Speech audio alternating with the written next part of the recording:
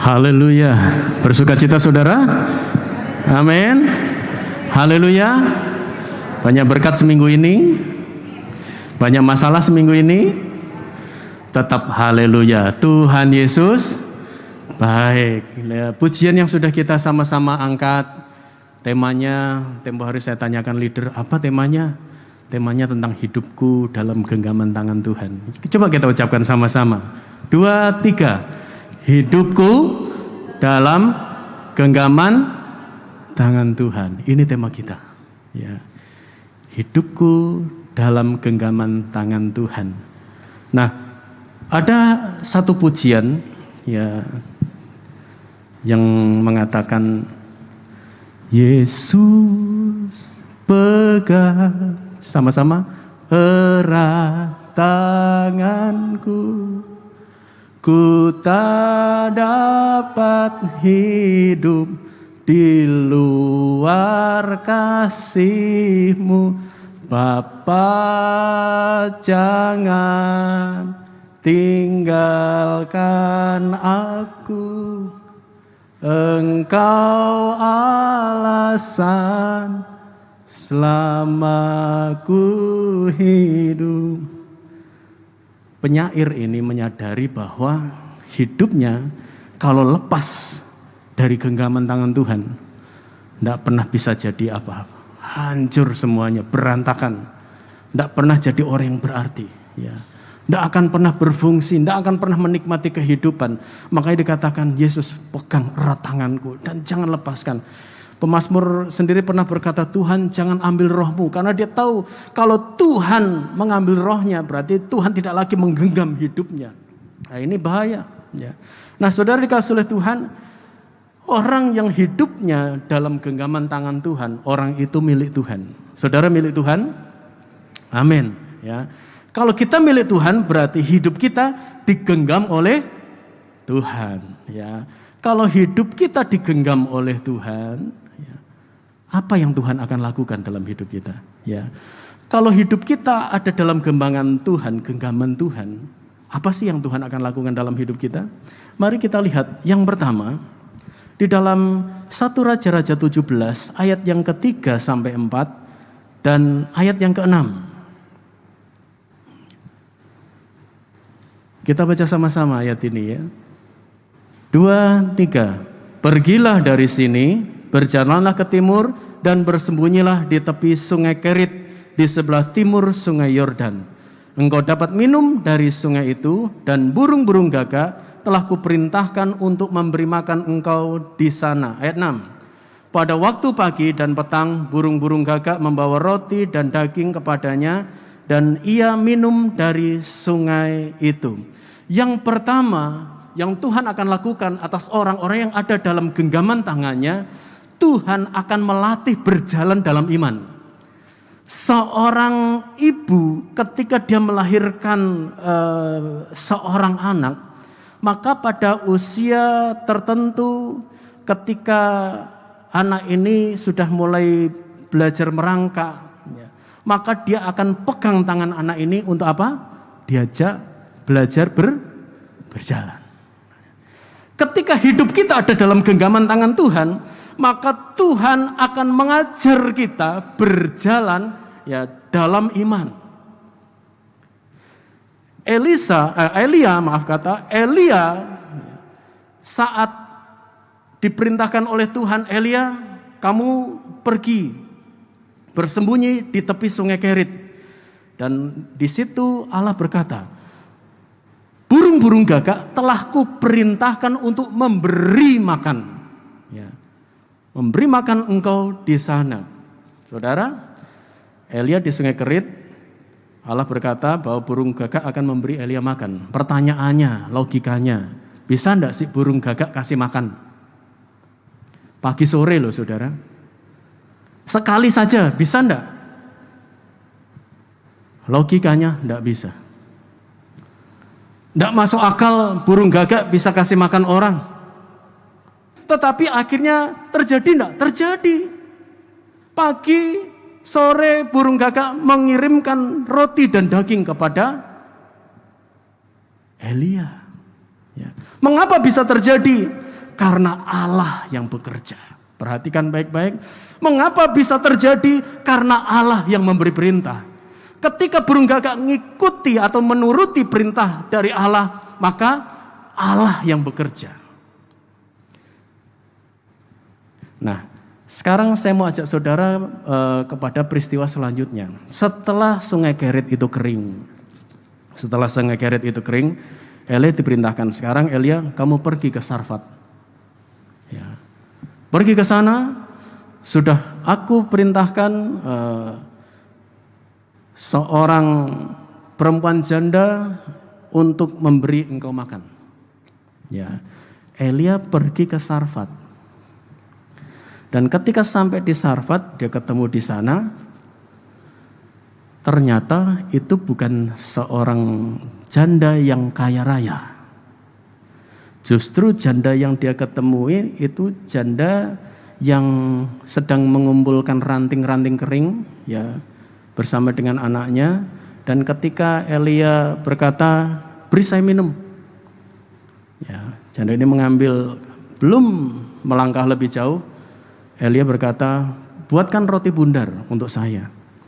Janda ini bilang, saya itu cuma punya tepung segenggam dan sedikit minyak dalam buli-buli. Ini akan kami bawa pulang kayu ini, kami olah itu, saya akan makan berdua dengan anak saya dan setelah itu mati. Artinya apa? Tepung segenggam masa bisa bikin kenyang? Satu orang aja mungkin tidak akan kenyang kalau hanya tepung segenggam. Ya. Sedangkan Allah berkata, aku akan memerintahkan untuk memberi engkau makan. Mustahil tidak saudara? Mustahil tidak saudara? Mustahil. Mungkin tidak? Tidak mungkin. Bisa tidak? Tidak bisa. Tetapi terjadi. Terjadi di mana ketika perempuan ini bertindak dan mengolah. Dan seperti yang difirmankan Allah, Elia berkata, tepung itu tidak akan habis dan minyak itu tidak akan berhenti, ya, tidak akan habis juga. Sampai Tuhan mencurahkan hujan.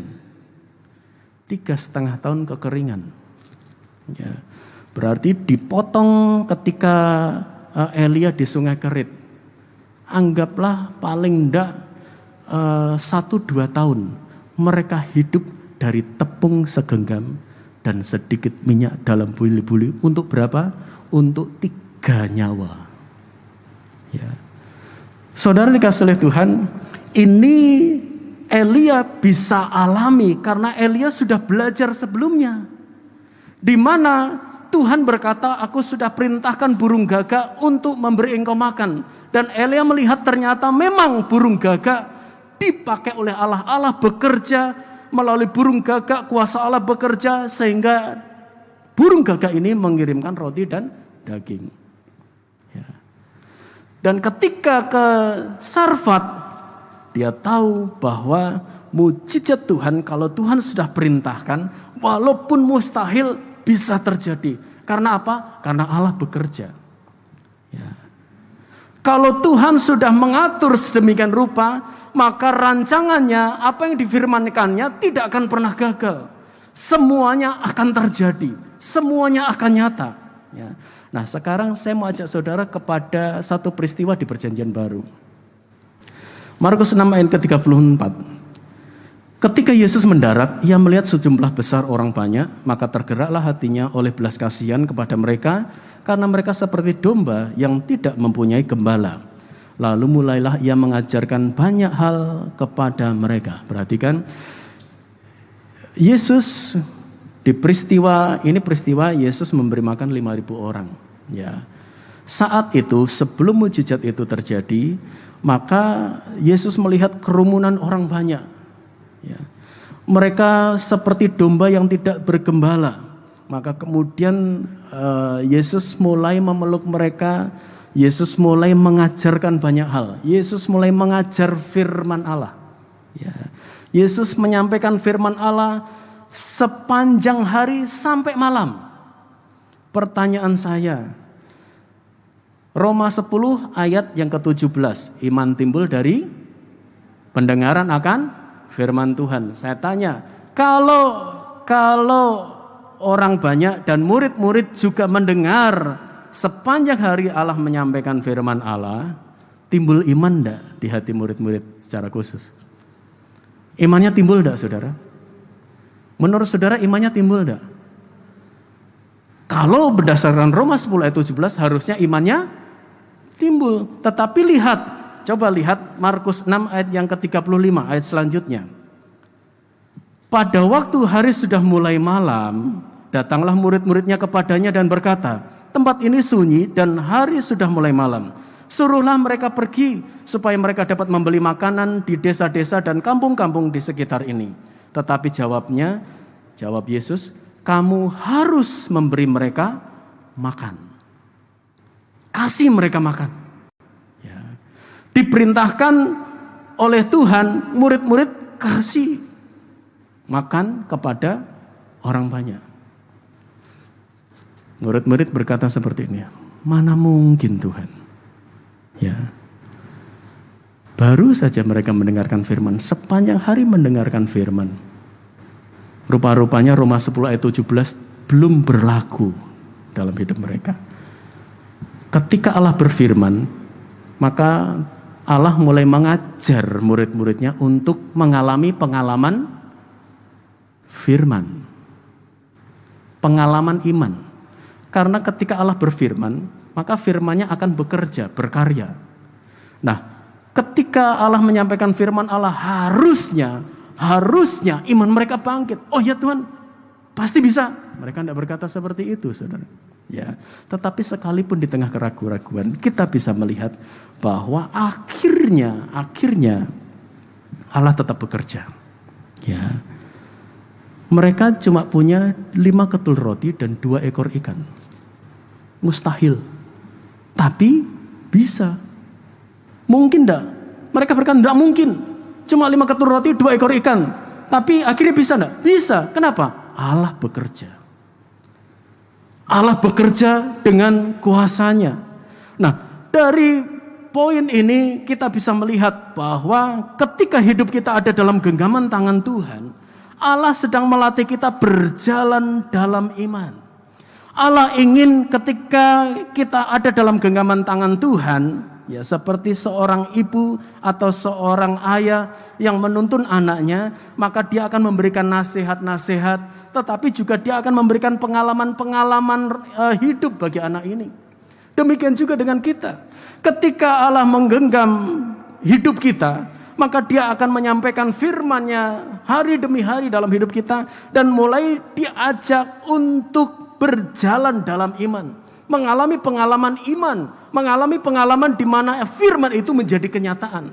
Firman itu menjadi satu jalan keluar di tengah-tengah masalah kesulitan yang ada.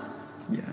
Nah, di sini Allah mau bahwa kita menyadari ternyata ketika kita ada dalam genggaman tangan Tuhan, ada banyak hal yang Tuhan akan lakukan. Yang kedua, kita diajar untuk berani berpengharapan kepada Allah. Ketika Elia berhadapan dengan 450 Nabi Baal, semula tantangan itu diberikan kepada 400 Nabi Baal, ayo tunjukkan Allah siapa yang hidup. Ya. Siapa yang bisa menurunkan api dari langit, ya, mempersembahkan korban tanpa tersentuh api, ya, dia yang memiliki Allah yang hidup. Ya.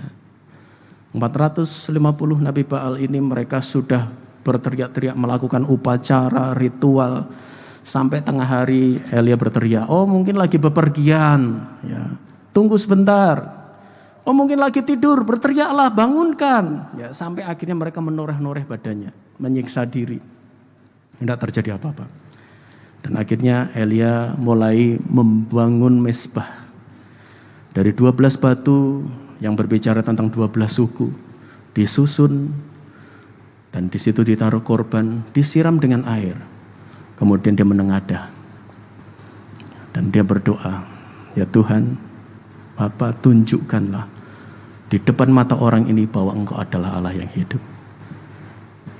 Dan saat itu api turun dari langit, menyambar habis korban itu. Ya. Nah, Setelah dia mengeksekusi 450 Nabi Baal, maka di dalam 1 Raja-Raja 18 ayat 41, Elia naik ke puncak Gunung Karmel itu. Ya. Di dalam 1 Raja-Raja 18 ayat 41, di situ dikatakan, kemudian berkatalah Elia kepada Ahab, pergilah, makanlah dan minumlah, sebab bunyi dera hujan sudah kedengaran.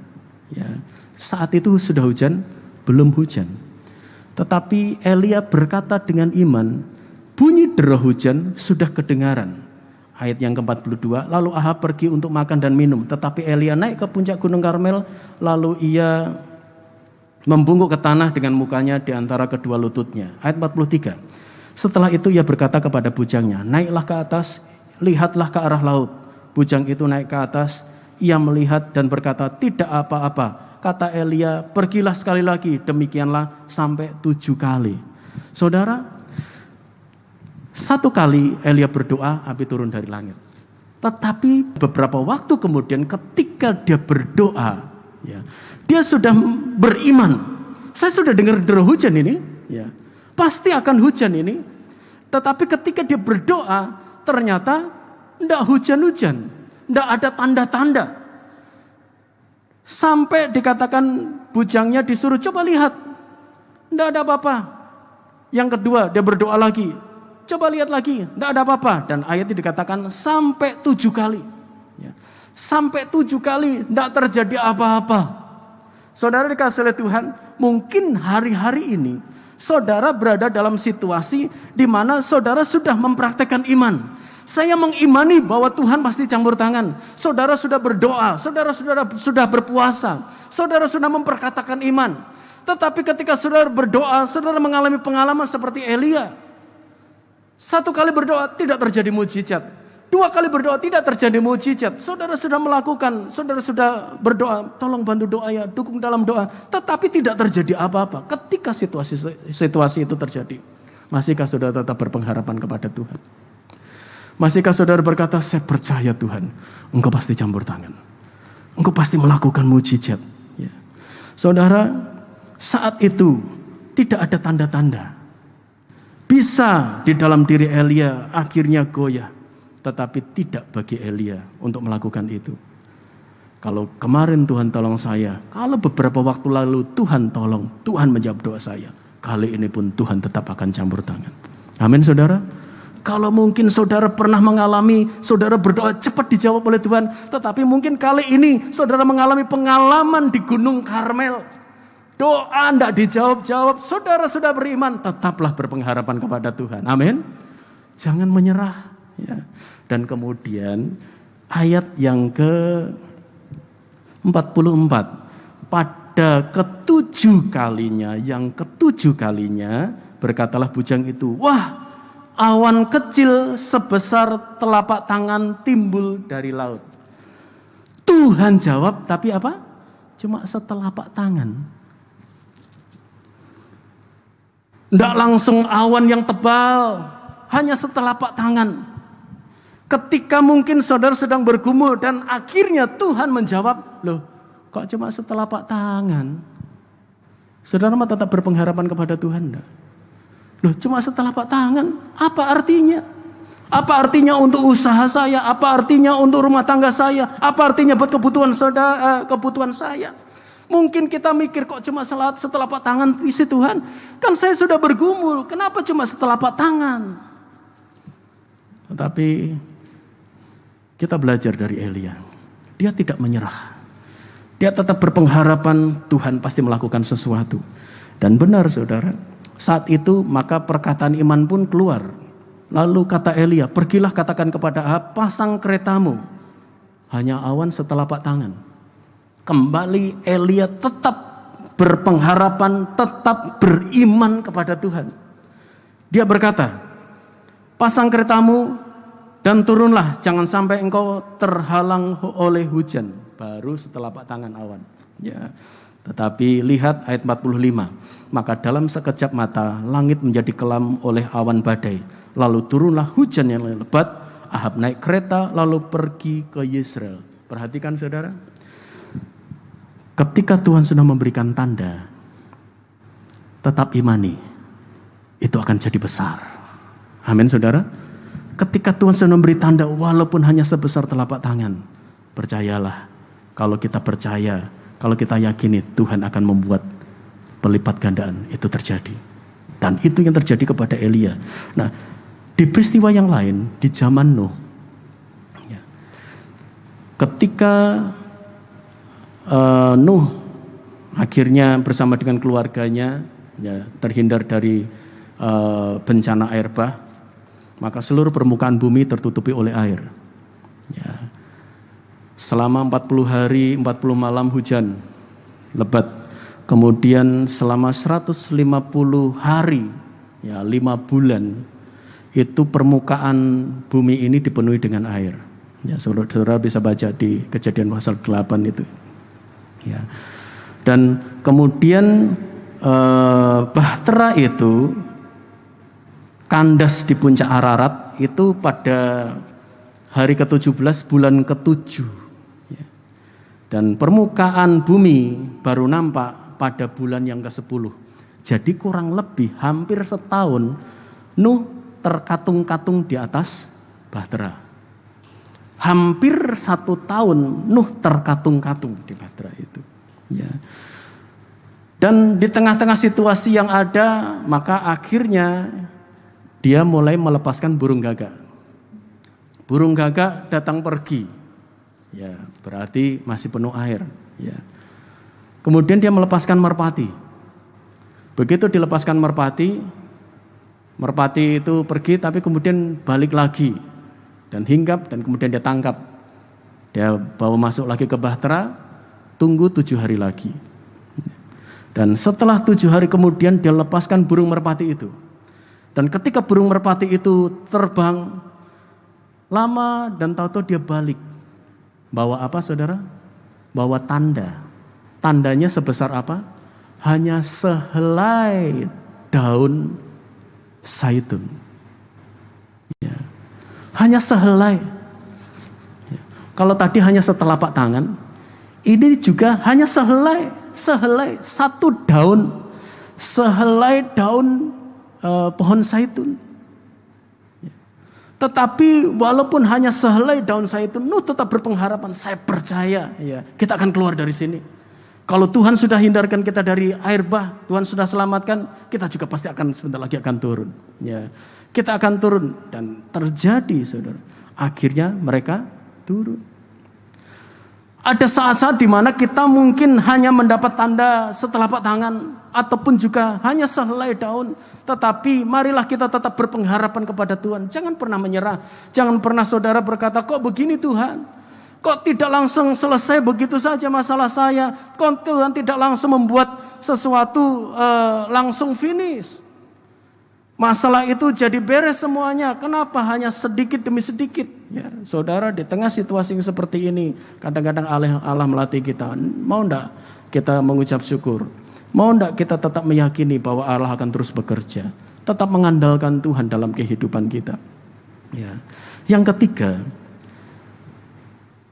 orang yang hidupnya ada dalam genggaman Tuhan, maka Tuhan akan melukis di telapak tangannya. Ya. Tuhan akan melukis.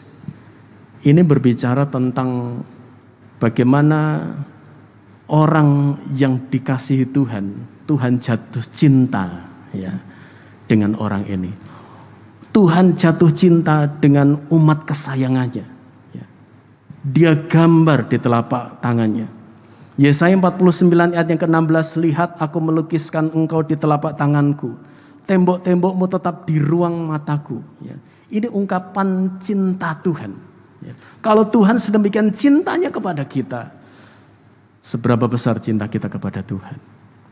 Seberapa besar kita jatuh cinta dengan Tuhan? Waktu-waktu yang kita lewati, apakah kita selalu gunakan sebaik-baiknya untuk membangun persekutuan dengan Tuhan sebagai dasar kasih kita kepada Tuhan? Ya. Makna yang berikutnya, kata dilukis di telapak tangan Tuhan, itu menggambarkan tentang bagaimana Allah mulai mempercantik hidup kita. Mempercantik karakter kita, mempercantik rohani kita. mempercantik pola pikir kita, mindset kita, mempercantik cara kita mengambil keputusan, mempercantik cara kita berbicara, mempercantik cara kita bertindak. Ya. Allah ingin nama Tuhan dimuliakan dalam kehidupan kita. Disinilah Allah ingin kita dipersiapkan menjadi mempelai Kristus, mempelai yang disempurnakan, mempelai yang siap menyambut kedatangan Tuhan. Yang keempat, orang yang hidup dalam genggaman tangan Tuhan, maka yang Tuhan akan lakukan adalah Tuhan ingin membuat kita percaya penuh bahwa Allah sanggup mengangkat kita. Allah sanggup mengangkat kehidupan kita.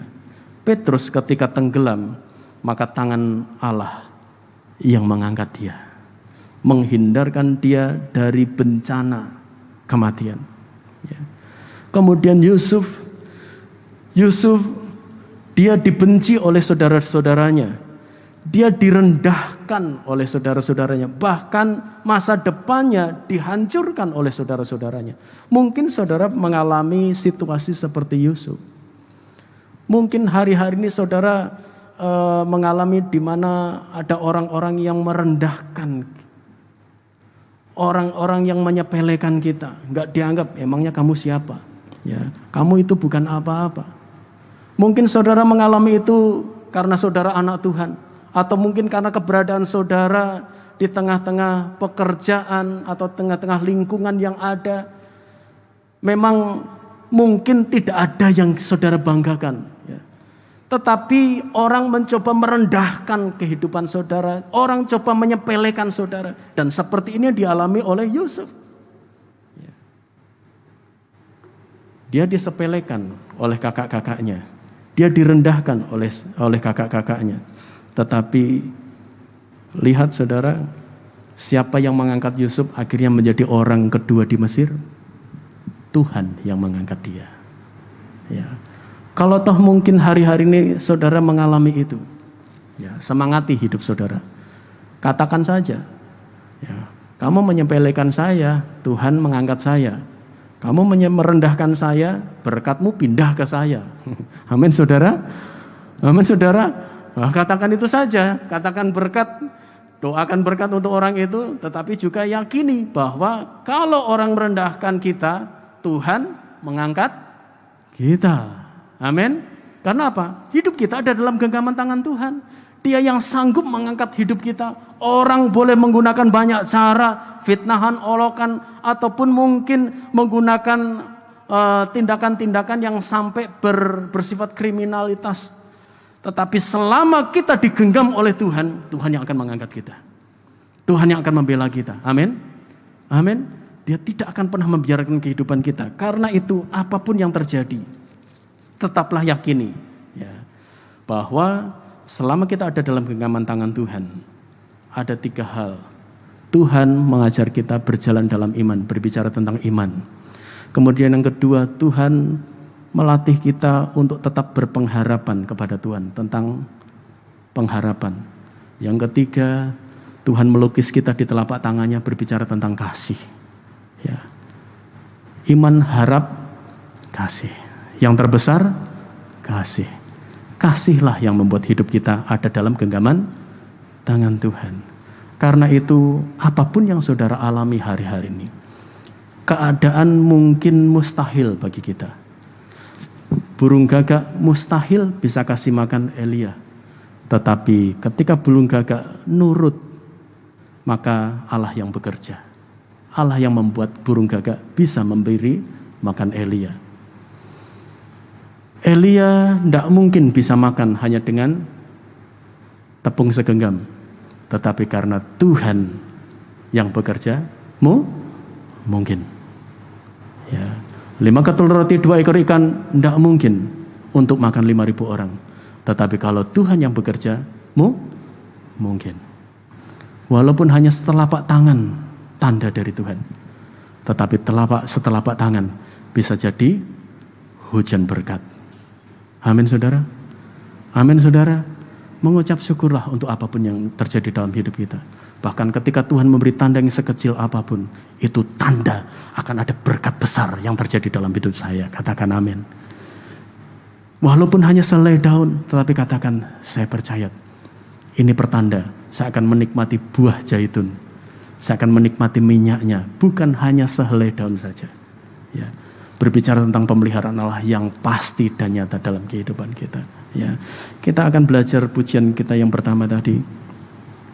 Di dalam segala hal, janjinya tidak berubah.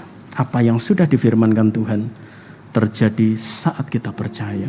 Ya.